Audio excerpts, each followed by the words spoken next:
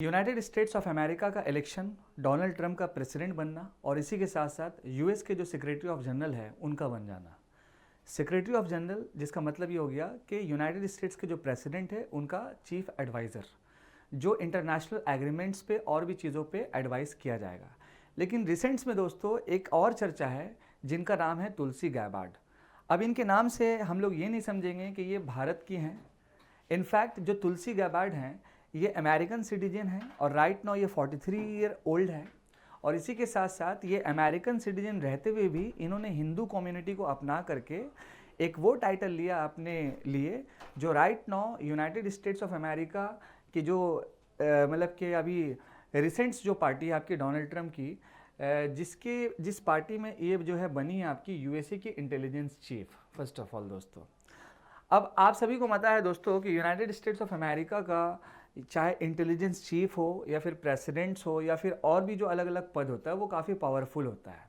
और कुल मिला के अगर हम बात करेंगे यूनाइटेड स्टेट्स ऑफ अमेरिका का, तो अमेरिका की जो 18 एजेंसीज़ है जिसमें आपका मान लीजिए CIA, FBI, national security agency, ऐसे कुल मिला के टोटल 18 एजेंसी है जिसकी इंटेलिजेंस चीफ बनी है वो है आपकी तुलसी गैबार्ड।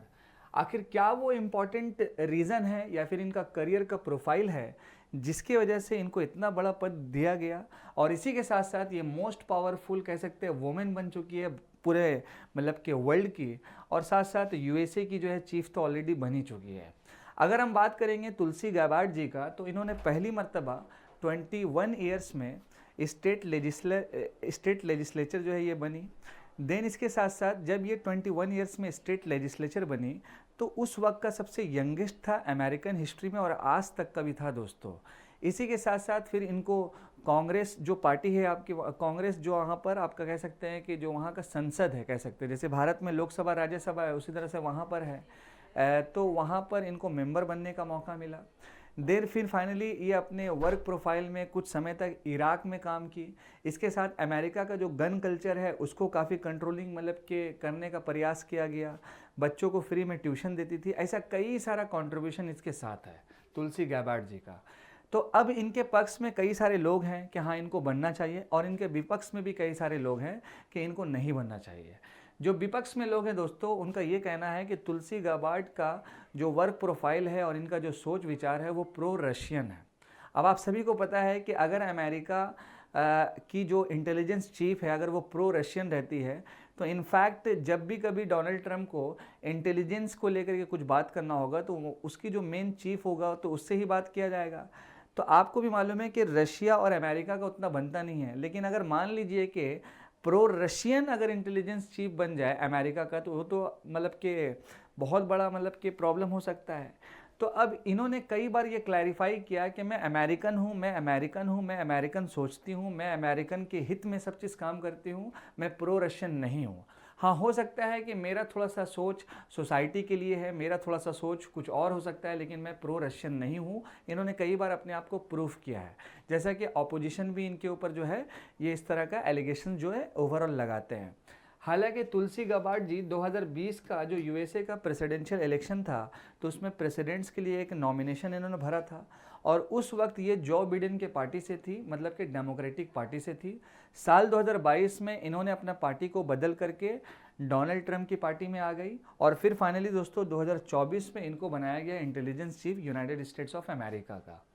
इसी के साथ साथ दोस्तों एक इम्पॉर्टेंट पॉइंट ये है कि इन्होंने अपना कुछ वक्त जो है इराक में बिताया है। इसी के साथ आपका अगर हम बात करेंगे तो ये पहली हवाई स्टेट की जो लेजिस्लेचर बनी थी ये आपका 21 साल में बनी थी, जो मैंने ऑलरेडी डिस्कस किया। इसके साथ ये नेशनल गार्ड यूनिट में भी इन्होंने अपना कंट्रीब्यूशन दिया।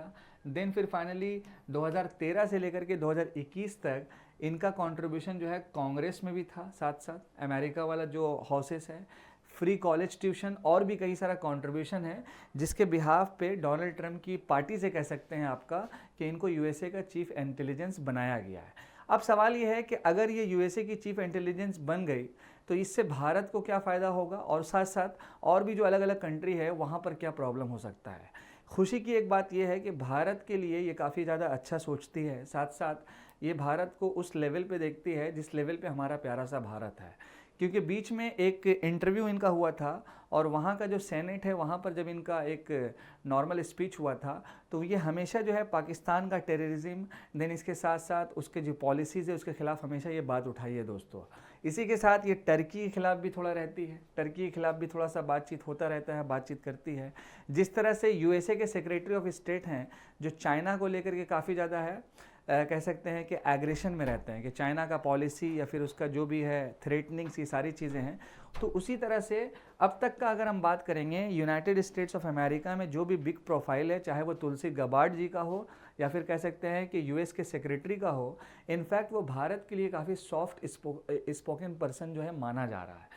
और कहीं ना कहीं तुलसी गबार्ड जी भारत को लेकर के भी काफ़ी अच्छा सोचती है। तो आने वाले दिनों में हो सकता है कि कुछ अच्छा और बेहतरीन पॉलिसीज़ बनेगा भारत और अमेरिका के साथ, ताकि और भी अच्छे से ट्रेड हो पाए। इनफैक्ट आपको मालूम है कि जब डोनाल्ड ट्रंप सत्ता में आए तो उनका इलेक्शन कैंपेन में यही साफ साफ था कि हम टैरिफ्स को जो है बढ़ा देंगे, लेकिन उनका जो राइट नाउ यूनिवर्सल टैरिफ है वो मात्र 10% है, जिसमें भारत भी आता है।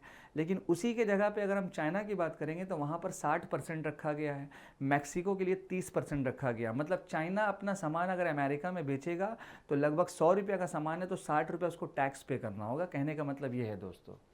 अब यहाँ पर जो एलिगेशन था पक्ष और विपक्ष का, तो मैंने ऑलरेडी इसी वीडियोस के माध्यम से आपको बताया कि इन्होंने साफ साफ कहा कि हम प्रो रशियन नहीं हैं, मैं अमेरिकन बॉर्न हूँ। इसके साथ साथ सामोआ में इनका जन्म हुआ और साथ साथ इनके नाम से तुलसी जो लगा हुआ है तो आप इंडियन या फिर आंध्र प्रदेश ऐसा नहीं सोचिएगा। हाँ, ये ज़रूर है कि ये अमेरिका में बॉर्न होते हुए हिंदू धर्म को जो है अपनाई है और ख़ासकर इनके जो माँ बाप हैं वो भी हिंदू धर्म को अपनाए हैं, तो ये इनके लिए एक अच्छी बात है। तो इसी को लेके दोस्तों क्या है कि ये भारत के लिए बहुत अच्छा सोचती है, अच्छे विचार की भी है, इन्होंने कई बार साबित भी किया है। अब आने वाले दिनों में जो भी इंपॉर्टेंट अपडेट रहेगा लाइक पॉलिसीज़ को लेके देन इसके साथ और भी चीज़ों को लेकर के, तो मेरे इस वीडियोज़ के माध्यम से अपकमिंग जो भी वीडियोज़ आएगा इसी चैनल पर वो आपके सामने आ जाएगा कुछ इंपॉर्टेंट फैक्ट्स एंड डेटा के साथ। बाकी दोस्तों फिर मिलते हैं। मैं आपका दूसरा आपका host Adnan sir. Thank you so much. जय हिंद।